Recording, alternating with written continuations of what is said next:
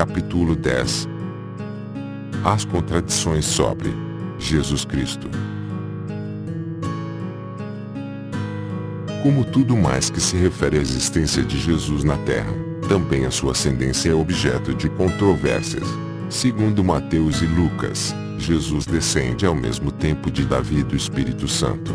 Entretanto, como filho do Espírito Santo, não poderá descender de José, consequentemente deixa de ser descendente de Davi, o Messias esperado pelos judeus. Assim, Jesus ficará sendo apenas filho de Deus, o Deus, visto ser uma das três pessoas da Trindade divina. Em ambos os evangelhos acima citados há referências quanto à data de nascimento de Jesus, mas tais referências são contraditórias. O Jesus descrito por Mateus teria 11 anos quando nasceu de Lucas. Mateus diz que José e Maria fugiram apressadamente de Belém, sem passar por Jerusalém, indo direto para o Egito, após a adoração dos reis magos. Herodes iria mandar matar as criancinhas. Todavia, Lucas diz que o casal estivera em Jerusalém e acrescenta a narração da cena de que participaram Ana e Simeão, de modo que um evangelista desmente o outro. Lucas não alude à matança das criancinhas, nem à fuga para o Egito. Por outro lado, Marcos e João não se reportam à infância de Jesus, passando a narrar os acontecimentos de sua vida a partir do seu batismo por João Batista. Mateus, que conta o regresso de Jesus, vindo do Egito indo para Nazaré, deixa-o no esquecimento, voltando a ocupar-se dele somente depois dos seus 30 anos, quando ele procura João Batista. Diz ainda que João já o conhecia e, por isto, não o queria batizar, por ser um espírito superior ao seu. Lucas narra a discussão de Jesus com os doutores da lei, aos 12 anos de idade. Sendo perguntado pela mãe sobre o que estava ali fazendo, teria respondido que se ocupava com os assuntos do pai. Emílio Bossi, referindo-se a esta passagem, estranha atividade da mãe. Se o filho nascera milagrosamente, e ela não o ignora, só poderia esperar dele uma sequência de atos milagrosos. Mesmo a sua presença no templo, entre os doutores, não deveria causar preocupação à sua mãe, visto saber ela que o filho não era uma criança qualquer, e sim um Deus. Lucas diz que os samaritanos não deram boa acolhida a Jesus, o que muito irritara João. Contudo, João, o evangelista, diz que os samaritanos deram-lhe ótima acolhida e, inclusive, chamaram-no de Salvador do mundo. Os evangelistas divergem também quanto ao relato da instituição da Eucaristia. 3 deles afirmam que o Jesus instituiu-a no dia da Páscoa, enquanto João afirma que foi antes. Enquanto os 3 descrevem como aconteceu, João silencia. Na última noite Jesus estava muito triste, como, aliás, permaneceria até a morte, pondo o rosto em terra. Orou durante muito tempo. Segundo os evangelistas, ele estava de tal modo triste e conturbado que teria suado sangue, coisa, aliás, muito estranha, nunca verificada cientificamente. Enquanto isto, seus companheiros dormiam despreocupadamente, não se incomodando com os sofrimentos do mestre. Entretanto, João não fala sobre esse estado de alma do mestre. Pelo contrário, diz que Jesus passara a noite conversando, quando se mostrava entusiasta de sua causa e completamente tranquilo. Lucas, Mateus e Marcos afirmam que o beijo de Judas denunciaram aos que vieram prendê-lo. Todavia, João diz que foi o próprio Jesus quem se dirigiu aos soldados dizendo-lhes. Lucas é o único que fala no episódio da ida de Jesus de Pilatos para Herodes Antipas. Os outros caem em contradição quanto à hora do julgamento pelo conselho dos sacerdotes em presença do povo. João não fala a respeito do depoimento de Cireneu, nem na beberagem que teriam dado a Jesus.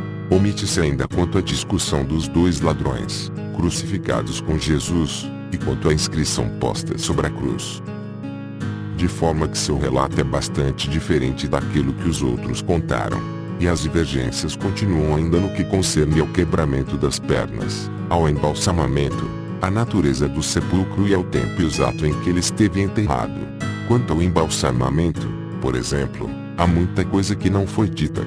Teriam retirado o seu cérebro e intestinos como se procede normalmente nesses casos. Se a resposta for positiva, como explicar o fato de Jesus, após a ressurreição, pedir comida?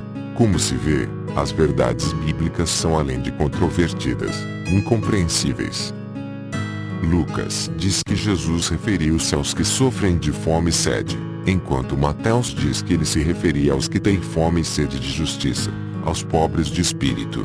Uns afirmam que Jesus tratara os publicanos com desprezo e ódio, outros dizem que ele se mostrou amigável em relação a eles.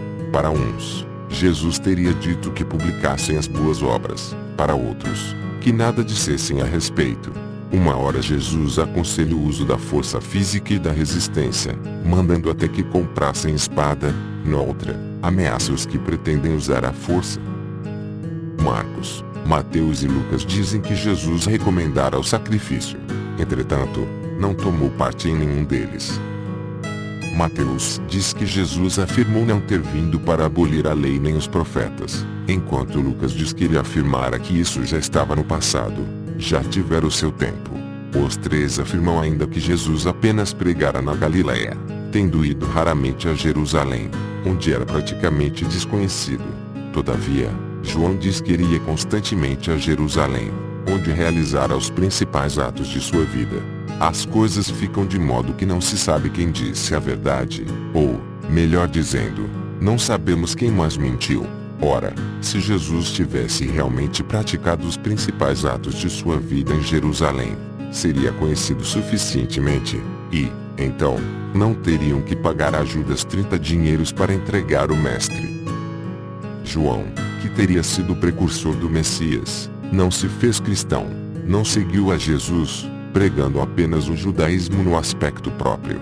Entretanto, depois de preso, enviou um mensageiro a Jesus, indagando-lhe: "És tu que hás de vir, ou teremos de esperar um outro?" Ao que Jesus teria respondido: "Você é o profeta Elias." Talvez houvesse esquecido que o próprio João antes já declarara isso mesmo. Contam os evangelhos que, desde a hora sexta até Jesus exalar o último suspiro, a terra cobriu-se de trevas. Contudo, nenhum escritor da época comenta tal acontecimento.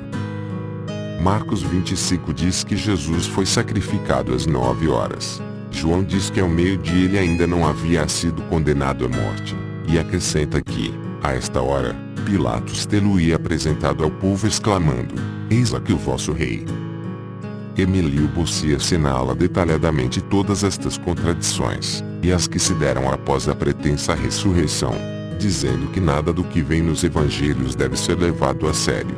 O sobrenatural é o clima em que se encontra a Bíblia, e este é apenas o resultado da combinação de crenças e superstições religiosas dos judeus com as de outros povos com os quais conviveram.